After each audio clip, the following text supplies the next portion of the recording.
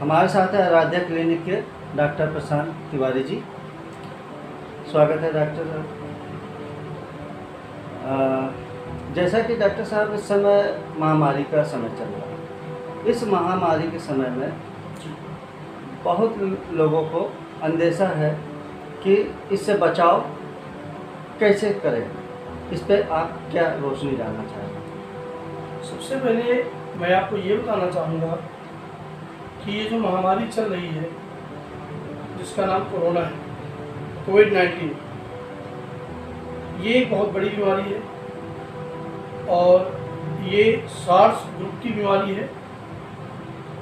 2012 में सार्स आया था, 2002 में MERS आया था। ये उस ग्रुप की बीमारी है और ये बीमारी का जन्म जो है, ऐसा लोग कहते हैं कि चीन से हुआ है, लेकिन ये जंप वायरस है जो कि बैट से, एनिमल से ह्यूमन में आया हुआ है। और एनिमल से ह्यूमन में आने का कारण ये है कि जंप वायरस होने की वजह से ये इसमें एनिमल से, बैट से और ह्यूमन में आ गया। ह्यूमन में आने की वजह से आज बहुत ज़्यादा लोग इससे ग्रसित हो गए, बहुत ज़्यादा लोग इससे प्रभावित हुए हैं और इसका मृत्यु दर भी अमेरिका में बहुत ज़्यादा है। जैसे इम्यून सिस्टम कमज़ोर होता है तो ये अपना प्रभाव अधिक दिखाता है। प्रेजेंट होता है ये, पेशेंट आते हैं हमारे पास इसके, तो जो पेशेंट आते हैं ये फ्लू तो किसी को भी हो सकता है। फ्लू जो है वो किसी को भी हो सकता है, कभी भी हो सकता है। लेकिन ये जो है कोरोना, कोविड-19 क्या है कि जब पेशेंट को कोविड-19 होगा, कोरोना होगा, तो सबसे पहला सिम्टम्स है कि उसको तेज बुखार है। तेज बुखार के साथ साथ सोर थ्रोट हो सकता है, सांस पेशेंट तेज लेता है, ब्रेथलेसनेस होती है पेशेंट को। ये सब सिम्टम्स उसको मिलते हैं। हेडअप होगा और इसके भी कई कैटेगरीज हैं। तो पहली कैटेगरी में ये सब सिम्टम्स नहीं मिलते। जो कैटेगरी WHO ने डिसाइड की है उसमें पहली कैटेगरी जो है उसमें सिम्टम्स नहीं होते हैं, थोड़ा सा फीवर होता है और कई बार एसिम्प्टोमेटिक होता है, नहीं पता चल पाता है, लेकिन कोरोना होता है। वो इसलिए कि किसी भी कोरोना पेशेंट से प्रभावित अगर दूसरा कोई आदमी वहाँ जाता है, उसको जो कोरोना होता है उसका इम्यूनिटी पावर अच्छा होता है, तो उसमें पता नहीं चलता और उसको कोरोना हो जाता है। ये है, इसके लिए हम लोग टेस्ट कराते हैं कोविड-19 जो कि नेजल स्मेयर से होता है एंड ओरोफेरेंजियल से होता है। और सबसे बड़ी बात यह है कि हमें इसमें बचाव करना चाहिए।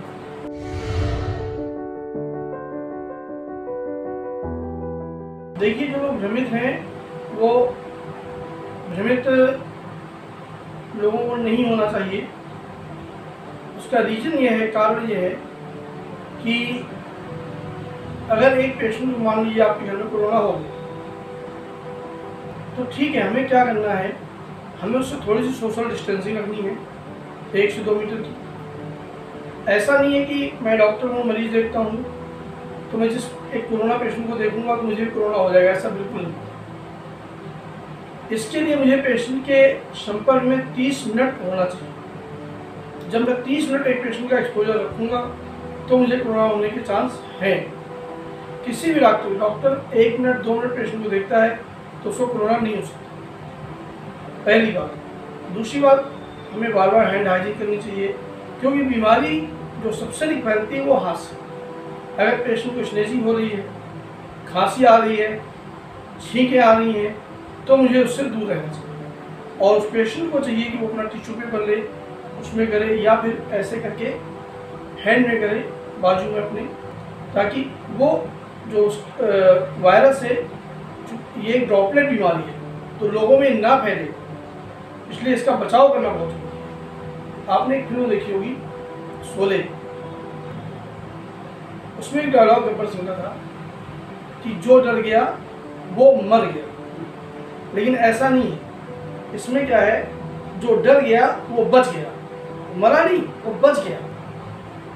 इनफैक्ट ये है कि जो डर गया वो बच गया। तो डरना क्या है, हमें बचाव करना है। प्रिवेंशन बहुत जरूरी है। बचाव करने के लिए मुझे बार बार गर्म पानी पीना है, थोड़ी थोड़ी देर में ठंडी कोई चीज़ नहीं खानी है, no cold drink, no ice cream, ये सब चीज़ें बिल्कुल नहीं लेनी है, ये करना है मुझे।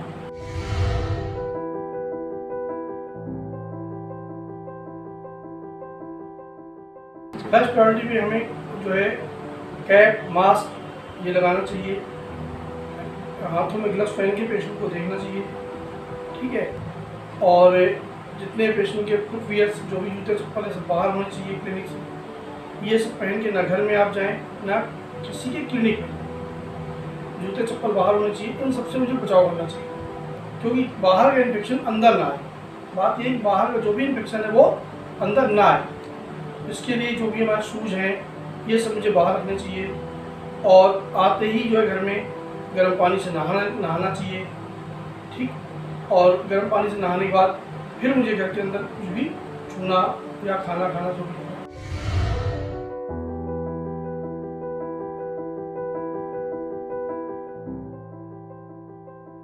देखिए, जैसे आप बाहर से आ रहे हैं तो सबसे पहले लिक्विड सोप, डिटॉल, सेवलॉन, इससे अपने हैंड वॉश करिए अच्छे से। हैंड वॉश करने के बाद ही सैनिटाइज़र का यूज़ है। अगर आपने हैंड वॉश नहीं किया और आपने सैनिटाइज़र लगा लिया तो उसका कोई यूज नहीं, क्योंकि बाहर से तो आप इन्फेक्शन लेके आ रहे हैं, तो घर में आपकी गंदगी पड़ी है आपके, और आप बाहर उसमें जो है अगर सेंट डालते हैं तो उसका कोई यूज नहीं है। पहले घर की गंदगी साफ करें, मीन्स पहले अच्छे से हैंड वॉश करें। हैंड वॉश करने के बाद फिर हम हैंड हाइजीन करेंगे, हैंड वॉश करने के बाद फिर हम हैंड हाइजीन करेंगे, ये है। तो ये ज़रूरी है कि सबसे पहले अच्छी तरह से हैंड वॉश के 6-7 स्टेप हैं, उनमें हैंड वॉश करना है, फिर हैंड हाइजीन करना है।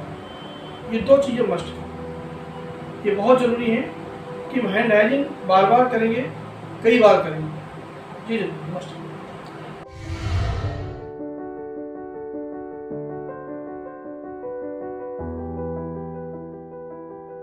देखिए, अगर ये पता चला कि कोरोना है तो पहली चीज़ तो ये डॉक्टर के संपर्क में आए बिना ही पता नहीं चल सकता, क्योंकि डॉक्टर जब संपर्क में आएंगे तभी कोविड-19 हो, और जब तक कोविड-19 का टेस्ट पॉजिटिव नहीं है तब तक कोरोना नहीं है। एक चीज़, हाँ, सिम्टम्स मिलते हैं, सिम्टम्स मिल रहे हैं, किसी पेशेंट को तेज़ बुखार है, तेज़ बुखार होने के साथ साथ उसकी सांस फूल रही है, तो हम लोग इसके कई एक टेस्ट, एक्सरे टेस्ट करा सकते हैं, और एक्सरे टेस्ट के साथ साथ हम जो है HRCT कराते हैं।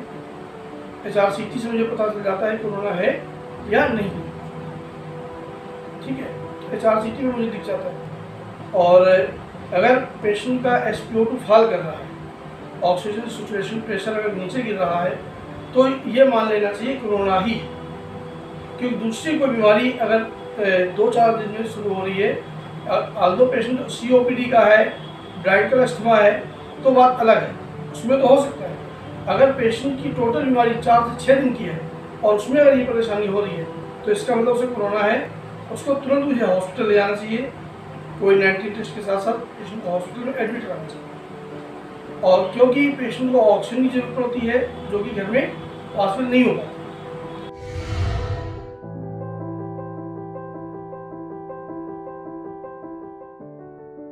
ट्रीटमेंट में जो WHO की गाइडलाइन है उसके हिसाब से जो है डॉक्सी 100 मिलीग्राम BD देना है, टैबलेट आइवरमेक्टिन है 12 मिलीग्राम OD देना है, टैबलेट लिम्सी देनी है, टैबलेट डोलो 650 मिलीग्राम दिन में 3 से 4 बार देना है, और जिंक सुबह शाम देनी है। ये बेसिक ट्रीटमेंट उसका ही करना है। फिर आगे देखते हैं ये पेशेंट L1 में है या L2 में है या L3 में है। जिस भी ग्रेड का पेशेंट है हमें उस ग्रेड के हिसाब से इसका काम करना है। अगर ये पेशेंट L1 में है तो इन मेडिसिन से ठीक हो जाता है, L2 में है तो मुझे साथ में ऑक्सीजन लगानी पड़ती है, कई बार बाईपाइप देना पड़ता है।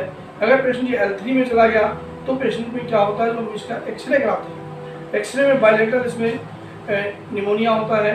कई बार पेशेंट ARDS में जाता है तो एक्सरे से मुझे पता चल जाता है पेशेंट ARDS में जा रहा है, दोनों साइड में होमोजिनियस हो जाती है, क्रिस्टी दिखती है और पेशेंट ARDS में जाने लगता है। फिर मुझे इसको पेशेंट को बचाने के लिए वेंटिलेटर का सहारा लेना पड़ता है और वेंटिलेटर के सहारे के साथ साथ पेशेंट धीमे धीमे कई बार रिवाइव कर जाता है। अगर पेशेंट इम्यूनो कॉम्प्रोमाइज नहीं है, उसको ब्लड शुगर नहीं है, ब्लड प्रेशर नहीं है, तो ये पेशेंट मोर देन 99% बचते हैं। अगर इम्यूनो कॉम्प्रोमाइज पेशेंट है, उसका इम्यून सिस्टम बहुत अच्छा काम नहीं कर रहा है, तो इसमें फिर 2 से 3% डेथ होती है।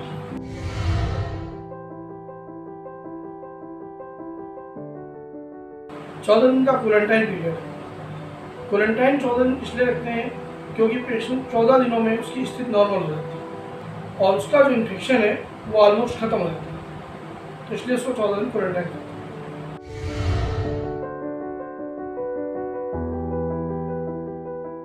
मैं समाज को और लोगों को ये संदेश देना चाहूँगा कि ये समय बचने का है, ये समय बचने का है, हमें बचाव करने का समय है। हमें घर से अगर बहुत ज़रूरी काम हो तो ही मैं बाहर जाऊं, अदरवाइज ना जाऊं, घर के अंदर रहूं। लोगों को अपने यहाँ कम से कम बुलाएं, जिन्हें बहुत ज़रूरत है बुलाएं, अदरवाइज ना बुलाएं। घर के बाहर ही बात कर लें, ज़्यादा अच्छा है, क्योंकि बाहर से इन्फेक्शन जो आदमी आता है वो इन्फेक्शन लेके आता है। उस इन्फेक्शन से मुझे बचना है और लोगों को बचाना है। मेरा इन्फेक्शन भी किसी को ना हो, किसी का इन्फेक्शन मुझे ना हो, इसलिए प्रॉपर जो है हैंड सैनिटाइज करें। और लोगों को सबसे अधिक जरूरी है इस समय लोगों को एजुकेशन देने की बात, कि सबसे अधिक लोगों को आप अपनी कम्युनिटी में जागरूक करें। उन्हें बताना है कि अगर जरा सा ही तेज फीवर आता है, सांस फूलती है, तुरंत डॉक्टर से संपर्क करें और तब तक पैरासीटामोल की टैबलेट ले लें 650 मिलीग्राम 8 आवर्ली। डॉक्टर साहब बहुत बहुत धन्यवाद, आपने अपना कीमती वक्त दे करके समाज के सामने रखा। बहुत बहुत